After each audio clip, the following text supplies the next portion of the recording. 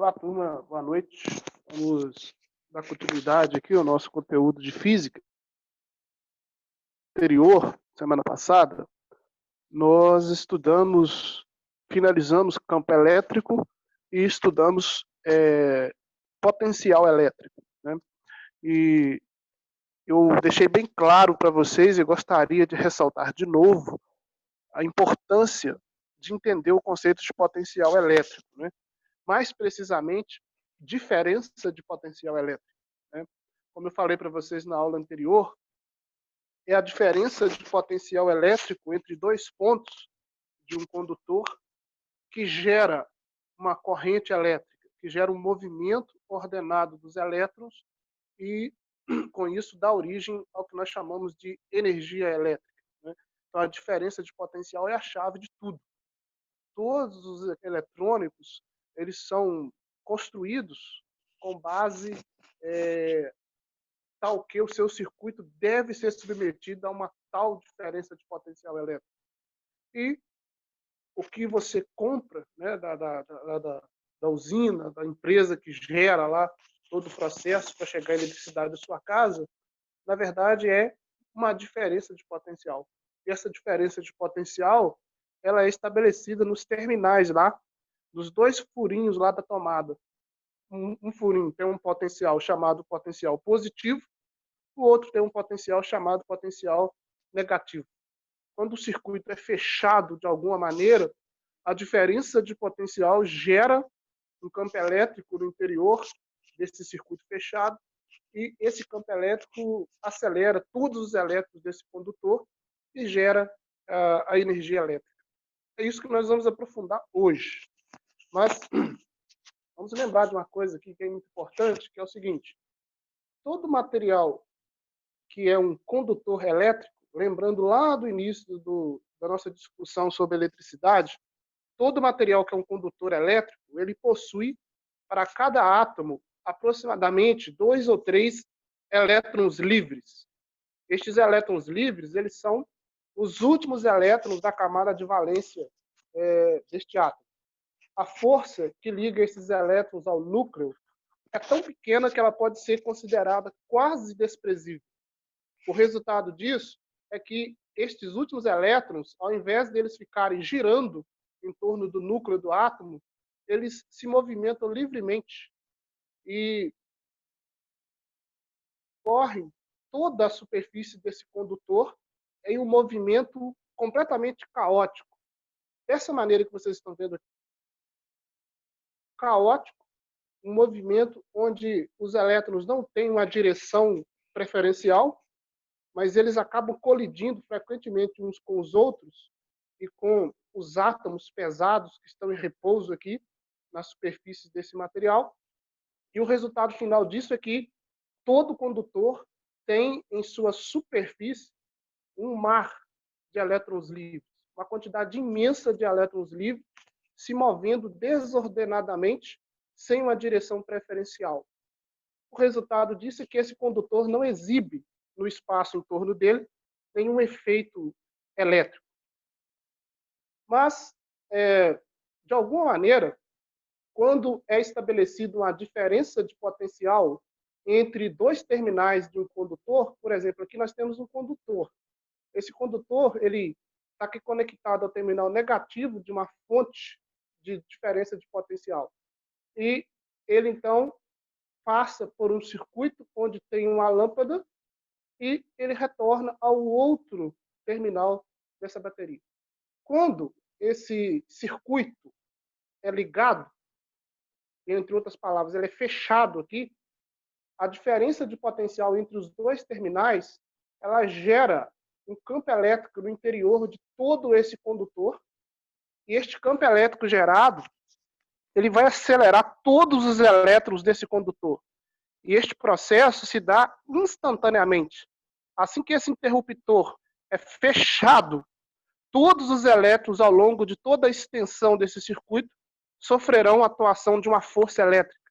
Então, os elétrons que estavam anteriormente desta maneira, movendo-se caoticamente, sem uma direção preferencial, eles são submetidos a uma força ordenada na mesma direção e no mesmo sentido, sobre todos eles no mesmo momento. O resultado disso é que é gerado, por causa dessa diferença de potencial, um movimento ordenado de elétrons em uma direção preferencial. Então, ele se move do terminal de um potencial para o outro terminal por causa da diferença de potencial elétrico. Então, a função desse gerador que está aqui é fornecer entre os dois terminais uma diferença de potencial. Não tem energia elétrica aqui dentro da pilha, da bateria ou da fonte lá da tomada da sua casa. Não tem energia elétrica. Tem um processo que gera uma diferença de potencial nos terminais. Essa diferença de potencial age sobre todos os elétrons do circuito e coloca esse circuito em um movimento ordenado de elétrons. Este movimento ordenado de elétrons é chamado de corrente elétrica. Toda corrente elétrica só existe porque há uma diferença de potencial entre os terminais desse condutor. E essa corrente flui sempre do potencial maior para o potencial menor. Então vamos imaginar o seguinte, vamos imaginar que essa fonte aqui, ela, de repente, o circuito é ligado aqui.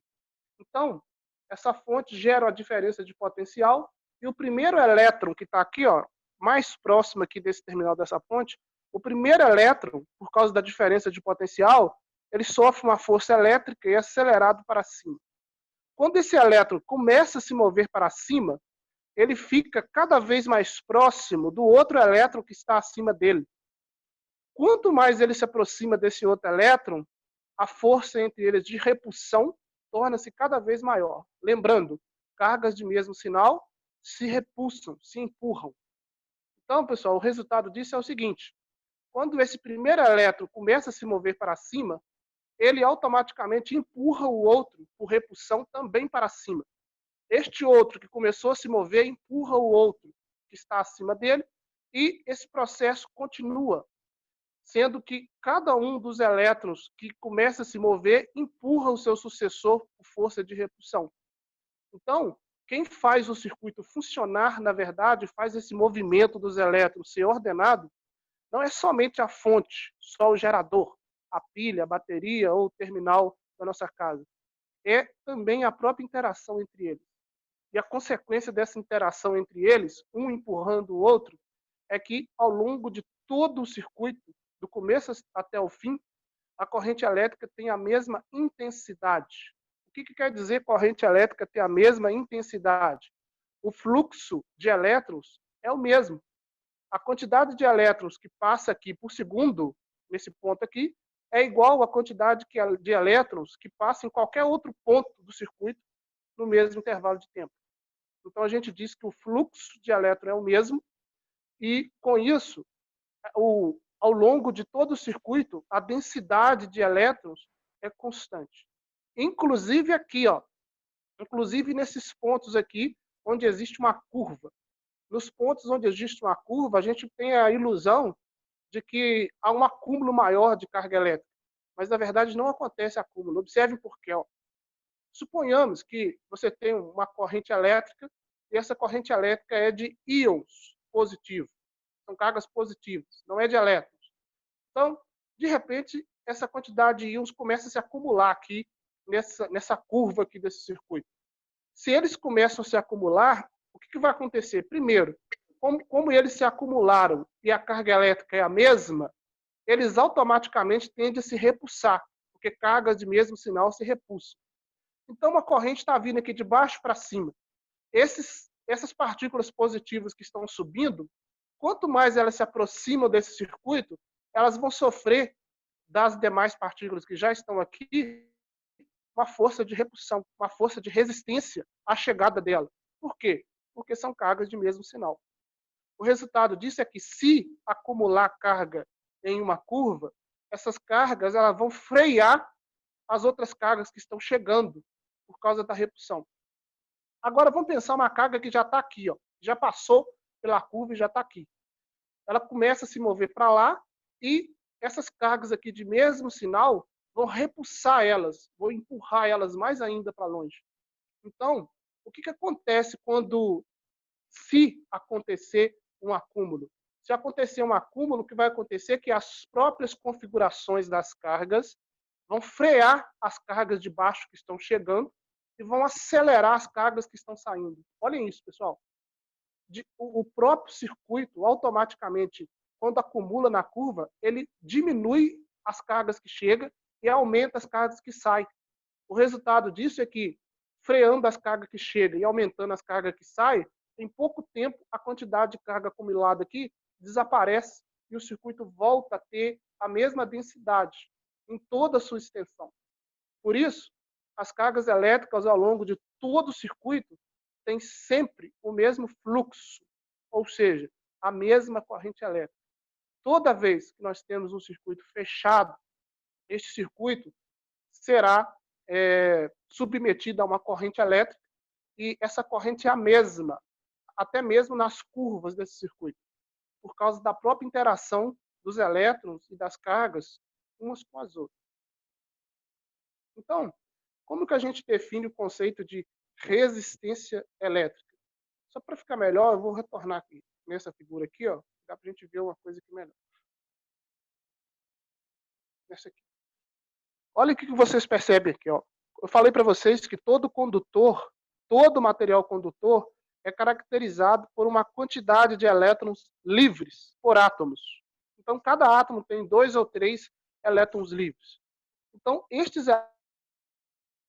na superfície desse condutor sem uma direção preferencial. Mas o restante do átomo, o núcleo dele, que é pesado, que contém 99% de toda a sua massa, continua parado ali. O núcleo continua parado e alguns elétrons, os mais perto do núcleo, continuam girando em torno dele.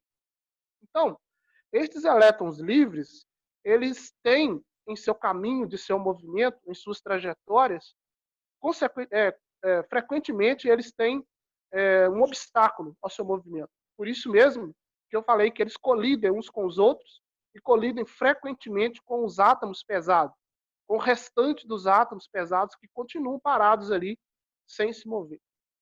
Quando é estabelecida uma diferença de potenciais no terminal do condutor, por exemplo, esse condutor aqui tem o seu terminal esquerdo positivo, seu terminal direito negativo. Assim que é estabelecida uma diferença de potencial, todos os elétrons livres sofrerão uma força elétrica da esquerda para a direita. O resultado disso é que, ao invés de ficarem se movendo desordenadamente, todos eles passarão a se mover da esquerda para a direita. Só que isso não acontece assim. Simplesmente esse elétron aqui vai mover em linha reta da esquerda para a direita. Vai acontecer, na verdade, uma superposição de duas coisas. Primeiro, os elétrons têm esse movimento ordenado por causa da temperatura do metal. Temperatura, lembrando, pessoal, lá das nossas aulas anteriores, temperatura mede a agitação dos átomos e moléculas. Então, essa agitação desses elétrons é devido à temperatura. Quando é estabelecida uma diferença de potencial, a agitação continua.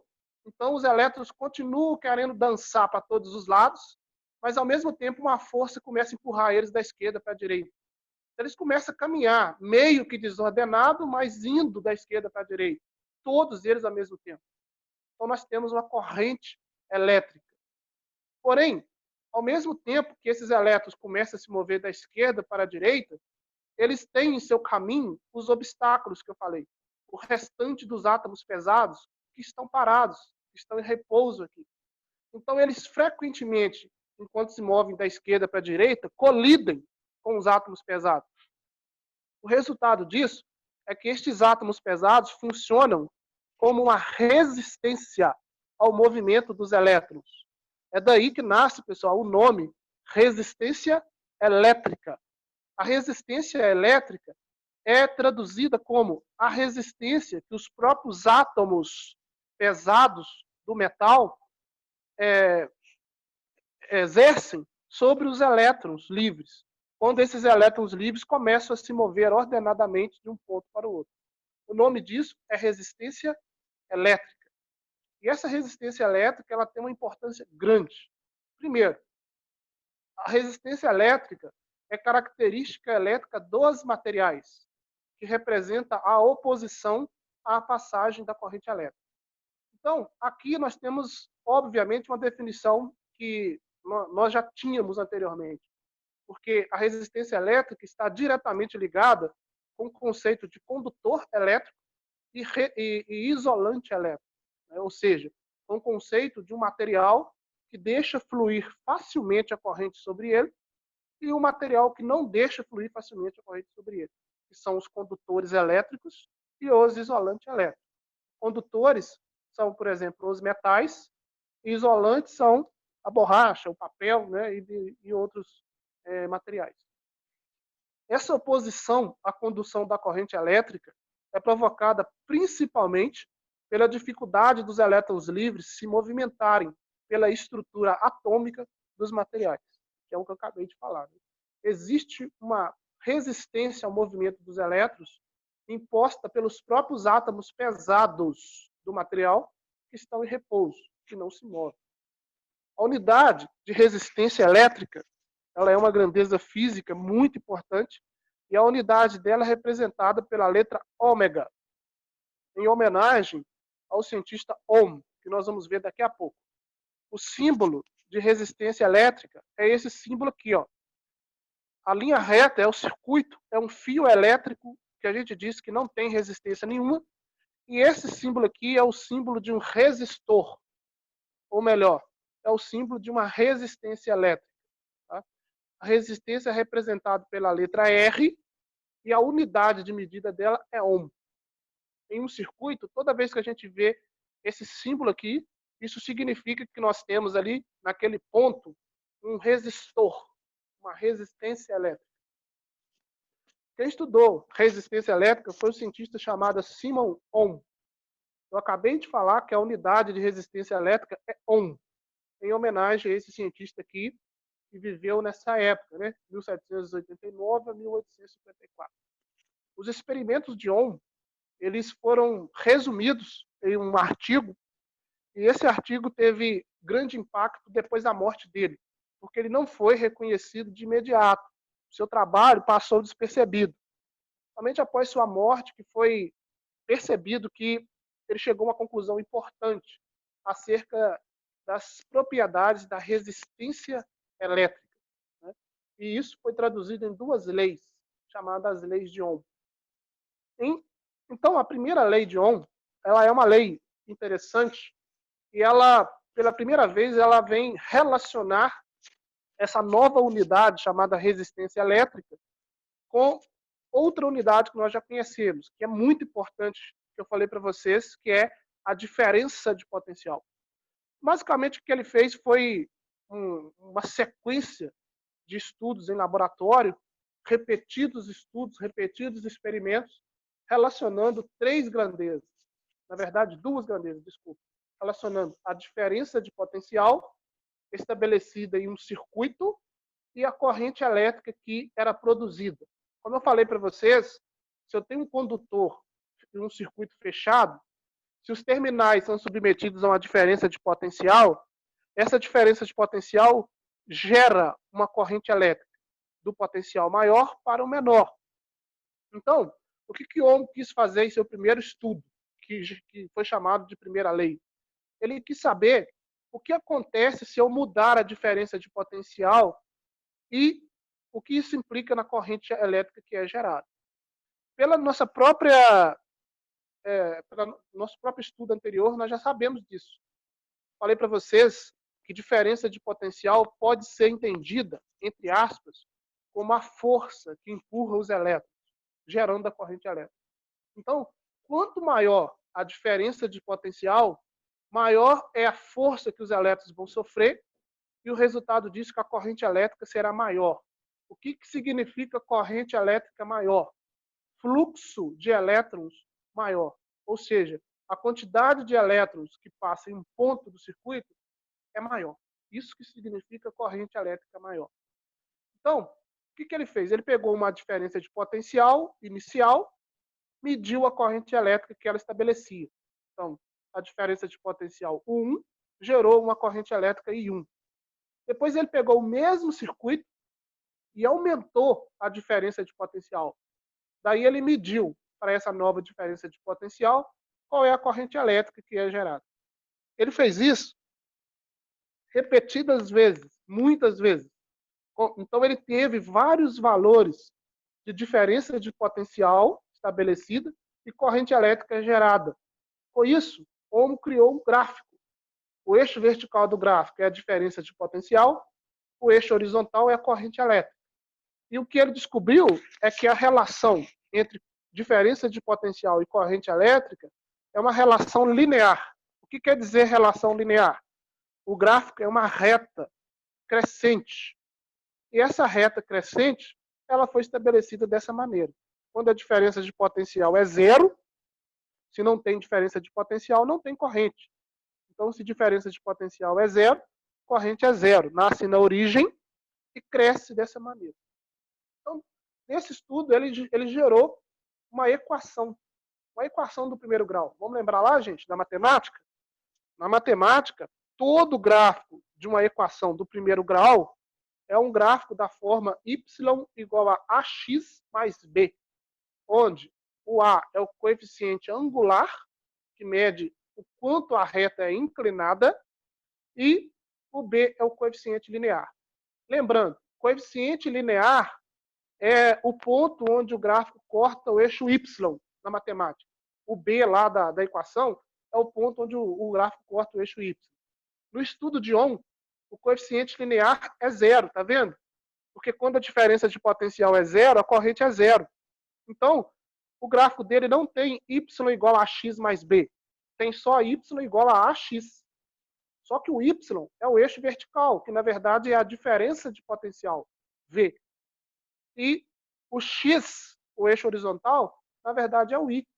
Então, y igual a ax foi trocado por v igual a ai.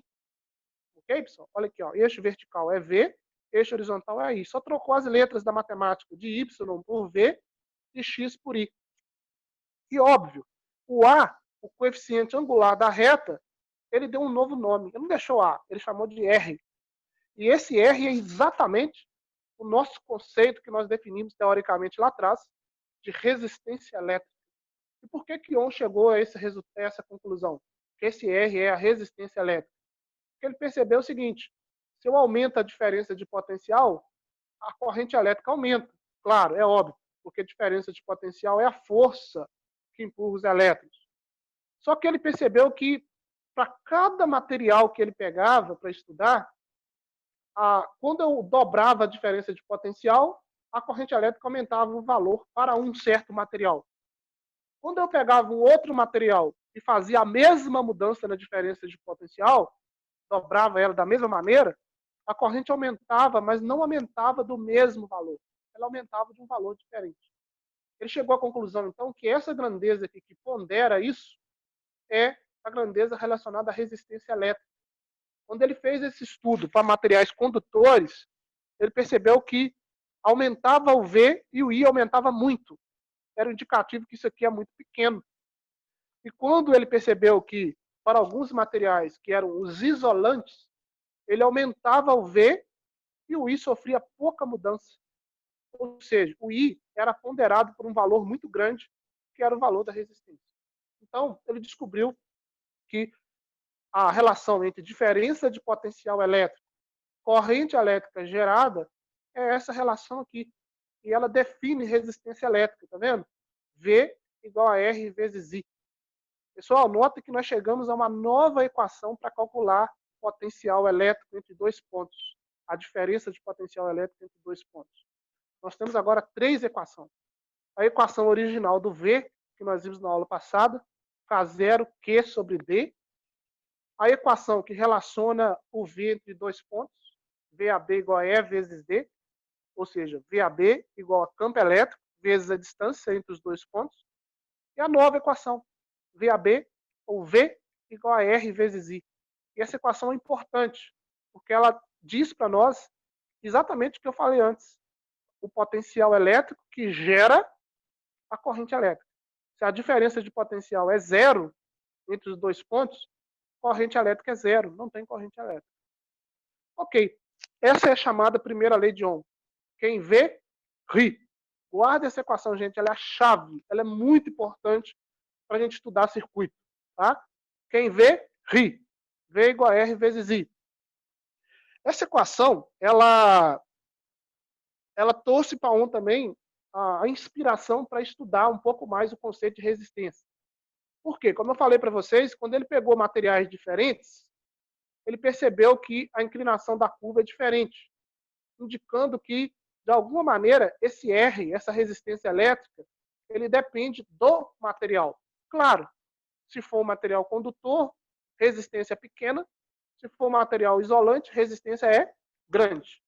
E Ohm queria estudar mais essa dependência. Como que essa resistência depende do material? O que me diz que caracteriza essa dependência da resistência com a natureza do material? Então, antes disso, né, como nós vimos aqui, ó, ele relacionou diferença de potencial, resistência elétrica e corrente elétrica. Eu falei para vocês que corrente elétrica é o fluxo de elétrons. É uma medida da quantidade de elétrons que passa por um ponto do condutor. Então, corrente elétrica é definida dessa maneira, ó, I igual a dQ sobre dt. dQ, pessoal, pode ser imaginado também como ΔQ, tá? Mudança da carga sobre mudança do tempo. ΔQ sobre ΔT. O que quer dizer isso? A corrente elétrica é a quantidade de cargas elétricas que passa por um ponto do condutor dividido pelo tempo dessa passagem. Então, nós temos aqui, ó, a definição chamada definição fundamental de corrente elétrica, que é I igual a ΔQ sobre ΔT. A corrente elétrica está relacionada com a carga que passa, que perfura uma área por unidade de tempo. E temos a definição de Ohm, da primeira lei, que relaciona corrente elétrica gerada com diferença de potencial e resistência. Então, nós temos duas equações para calcular corrente elétrica. A definição, chamada definição chave fundamental, e a definição com as duas outras grandezas. Carga elétrica é dada em Coulomb. Lembram lá? Carga elétrica é dada em Coulomb, um C maiúsculo, e o tempo é dado em segundos, no sistema internacional. Então, corrente elétrica é Coulomb por segundo. Coulomb por segundo. C sobre S. Diferença de potencial é dada em volts. Resistência elétrica é dada em ohm. Então, uma corrente elétrica também pode ser dada em volts por ohm. Tanto faz volts por ohm, tanto faz Coulomb por segundo. Essas duas divisão de unidades recebem o nome especial, ampere, um A maiúsculo. A unidade de corrente elétrica é ampere, um A maiúsculo. A unidade de resistência elétrica é ohm, aquela ferradura de cabeça para baixo, a letra ômega. É importante guardar isso. Então, intrigado com a dependência da resistência com o material, Ohm fez um estudo analisando 4 propriedades do material, que é como que a resistência depende do material, de que maneira. Agora, ele analisou, além da natureza do material, como que depende do comprimento do condutor. No circuito, se eu mudo o comprimento desse fio, o que acontece com a corrente elétrica e, consequentemente, com a resistência elétrica desse sistema? E como que isso depende da área da seção reta? Pessoal, a área da seção reta é a área quando você faz um corte no fio. Se você faz um corte no fio, você vai ver que a área interna desse fio é um círculo, é uma circunferência. Então, a área da seção reta, no caso, é a área do círculo que o fio determina. Se o fio é grosso, o raio é maior, a área é maior. Se o fio é fino, o raio é menor, consequentemente a área é menor. E também, de que maneira essa resistência depende da temperatura. Um fio a uma temperatura alta tem resistência diferente de um fio com temperatura baixa. Ele fez estudos e ele chegou nesse resultado aqui, que é conhecido como segunda lei de Ohm. E esse resultado é interessante porque ele permite você calcular a resistência elétrica de um material através das propriedades do próprio material. sem ter que colocar esse material em um circuito para você estudar corrente elétrica ou diferença de potencial. Ele descobriu que a resistência elétrica é uma propriedade do material. E como que ela depende do material? Ela depende, primeiro, da natureza do material. A natureza do material é dado por esse símbolo aqui, ó, Rho. E Rho significa resistividade elétrica do material. O que essa resistividade quer dizer? Essa resistividade define os materiais que exercerão grande resistência ao fluxo de elétrons e os materiais que oferecerão pequenas resistências. Materiais que oferecem grande resistência têm um Rho muito grande, grande resistividade. Materiais que apresentam pequena resistência têm um Rho pequeno. Então, o Rho é a medida do poder do material em resistir à corrente elétrica. A resistência, então, depende da natureza do material, pelo Rho, depende do comprimento do condutor. Se for um fio, o comprimento do fio é importante. Ele percebeu que, se o comprimento do fio é maior, os elétrons têm um caminho maior para percorrer para chegar de um terminal até o outro. Consequentemente, quanto maior o comprimento do fio, maior é a resistência que os elétrons sofrerão. E a resistência elétrica é inversamente proporcional à área. Cuidado aqui, gente. Inversamente proporcional à área da seção reta. Como eu falei para vocês, a área da seção reta é isso aqui, ó. Entre outras palavras, a área da seção reta é uma medida da grossura do fio. Um fio mais grosso, ele proporciona uma possibilidade maior, mais caminho para os elétrons conseguirem passar sem colidir com o átomo pesado. Então, se eu aumento essa área aqui, ó, se eu aumento a área, eu diminuo a possibilidade do elétron colidir. Por isso que quanto maior é a área, menor é a resistência, e vice-versa. Então, a resistência elétrica é diretamente proporcional ao comprimento, inversamente proporcional à área, e depende da natureza do material. Lembrando, gente, isso aqui e isso aqui tem que estar na mesma unidade. Metro, metro, centímetro, centímetro, e vice-versa. Tá? Tá aqui uma tabela mostrando a resistividade de alguns materiais. Né? Só para vocês terem noção aqui, ó, os condutores, né, prata, cobre, alumínio, ferro, são materiais que têm uma resistividade elétrica muito pequena. Observe a potência de 10 aqui, 10 a menos 5. Uma pequena resistividade elétrica. Se tem pequena resistividade, implica que tem pequena resistência. Por isso, toda vez que eu faço um circuito elétrico com prata, cobre, alumínio, ferro ou qualquer metal, a corrente elétrica estabelecida será significativa. Eu terei uma corrente elétrica significativa no circuito, porque tem pouca resistência. Agora, se eu pego uma borracha, por exemplo, um vidro, ou silício, ou carbono nem tanto, né, ainda é pequeno, mas se eu pego, por exemplo, aqui borracha e tento fazer um circuito elétrico de borracha, eu posso estabelecer uma diferença de potencial imensa entre os terminais do circuito de borracha, que eu não terei medida de corrente elétrica nenhuma. Olhem por quê. A resistividade é imensa. Né? A resistência ao movimento dos elétrons é tão grande que eles continuam praticamente onde eles estão. Então, a borracha ela é um excelente isolante elétrico, justamente por isso. Porque ela tem uma grande resistividade e, consequentemente, uma grande resistência ao fluxo de elétrons, tá? em seu interior. E sobre a temperatura, né, que é a última coisa, observe que aqui, ó, não tem nessa equação temperatura, né? Como eu falei para vocês, on analisou temperatura, mas aqui não vem temperatura, só comprimento, área e resistividade. Então, ele estudou separadamente o efeito da temperatura e descobriu o seguinte, ó, a resistividade ela depende da temperatura dessa maneira. O que quer dizer essa equação? Se eu aumentar a temperatura de um certo valor ΔT, a resistividade vai aumentar de um valor inicial para um valor final ρ. Ou seja, a resistividade aumenta ligeiramente com o aumento da temperatura.